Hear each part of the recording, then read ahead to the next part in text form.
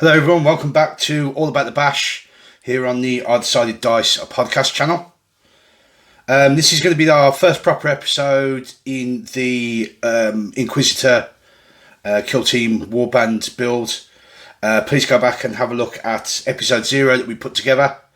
So this is going to actually look at the first model that I'm actually going to build to be able to put into this warband.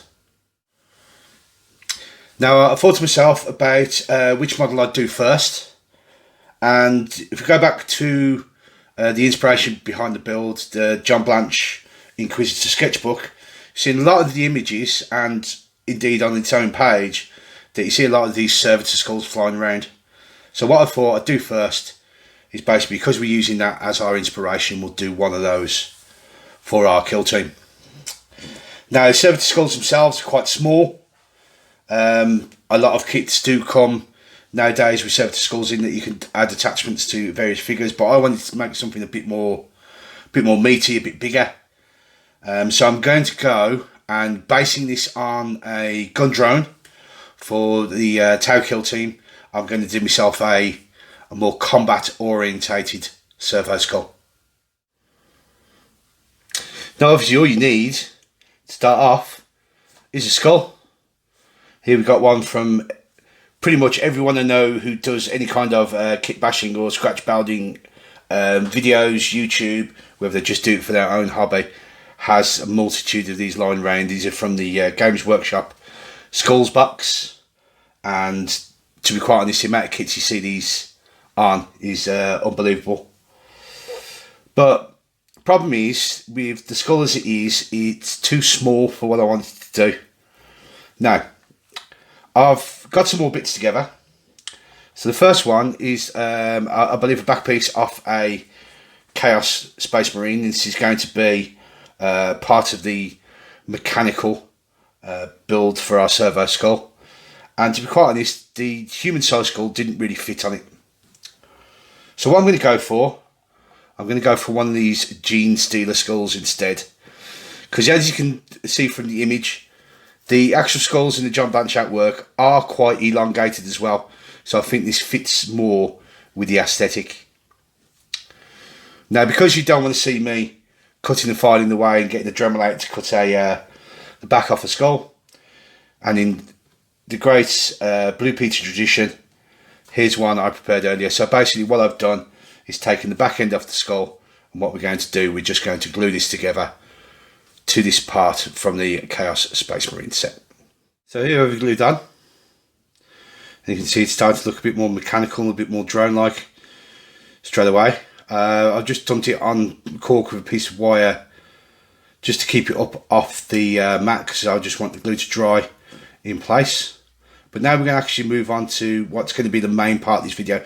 Now, you remember me saying from episode 0 that what I want to do is try and introduce a different technique or a different way that I do things.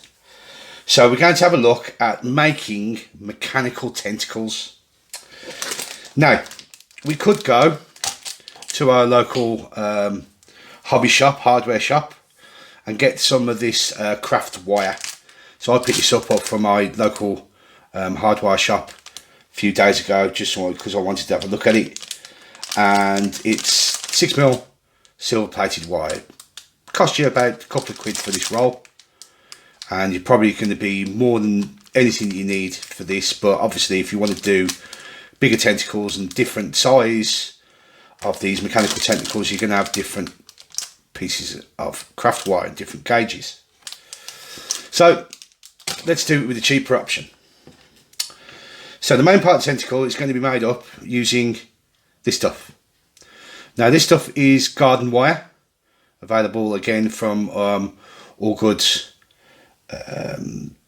hardware shops, even some garden centres, etc, etc. This is the wire that they normally put around plants to hold them to stakes, and it's quite a flexible piece of wire, and also very cheap. I mean, a roll of this one is a couple of quid, and you get to like about 15 to 20 times more than you did with the craft wire.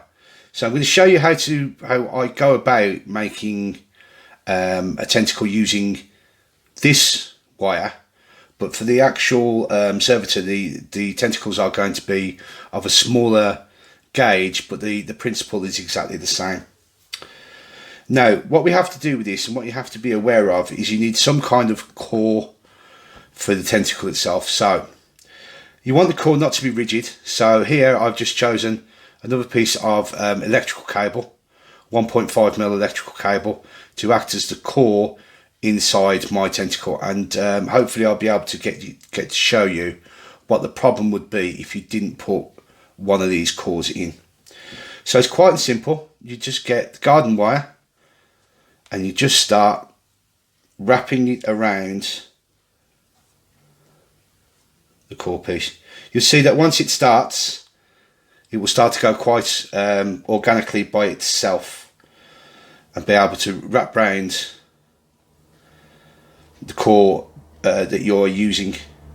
Now what you want to do is just be aware that you want to try and keep those twists and turns as close together as possible. So it could be that at times you just get in a pair of pliers, or I'm just using these side cutters just because they're to hand, and you can see now you've got the basic start of one of those tentacles. Obviously the length of tentacle is basically based on you, whichever you want to do it, but I'm going to get some smaller tentacles done for my Servo Skull. So again, here's something I've prepared earlier. Now you can see the principle is exactly the same, except this time I've used the green garden wire as my core, and instead of using the brown cable itself, I've actually stripped it down because it's stranded on the inside, so you get quite a lot of these individual strands of copper, smaller than the overall, and this way you get to go and have a nice looking mechanical tentacle.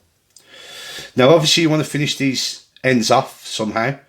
Now what I've done in the body that we've got, I've actually drilled some holes on the underside. I don't know if you can just make it naked to the blue tack. So I've left this end proud because actually it's going to be sitting in that socket. Now this is going to be the leg type tentacle for the servitor itself. So as such I wanted a nice claw, foot, etc. on the end of it. So rooting through my bits box, I actually found this piece. I'll put it on so you can see it a bit easier. I actually found this piece, which is from Wild West Exodus kit. I believe it's one of the lure dogs in that, and I just think it looks ace on the end of the tentacle there. So with the other tentacle, I'm going to be doing some kind of weaponry. So I'm going to dump a bolt pistol on the end of the other tentacle. So hopefully after this brief flash you'll see the completed servitor itself.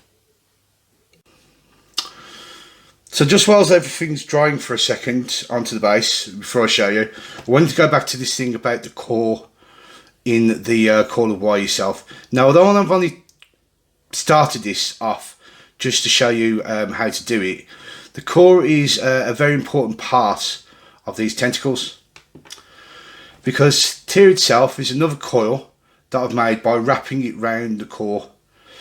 Now the problem is that you're not going to want these to be straight. You're going to be wanting to be having flailing about all over the place, putting a bit of movement into your model. Now the problem is that if you do make your tentacles and your coils of wire without the core in it, as soon as they start to move it, you would see that basically the coils collapse in on themselves and they open up, and all the work that you've tried to put into making these coils into these tentacles is lost. Now hopefully if it's dry, you can see now that here is the finished build for my gun servitor, if I can get it into focus for you. So you can see again about having that core inside the coil of wire. is able to allowed me to get quite a bit of movement and quite a bit of motion into these tentacles.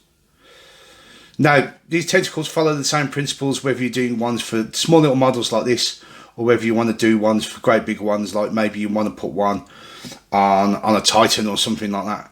It's all about just using the 2 gauges of wire to your advantage. So what I'm going to do now is just slap some black primer on this, and then we're going to come back after a quick dry brush of silver just to show you the model finished off and ready for the table, as long as I don't break it by dropping it on the table.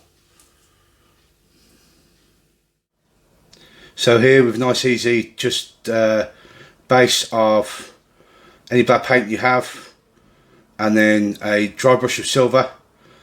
Now just ties all those little bits in together and gives you that real mechanical feel of the Servo Skull itself. Now I have put on some of the lenses just a bit of red contrast paint just to pick those lenses up a little bit, to give it a bit more of a digital feel coming from within the makeup of this Servo Skull.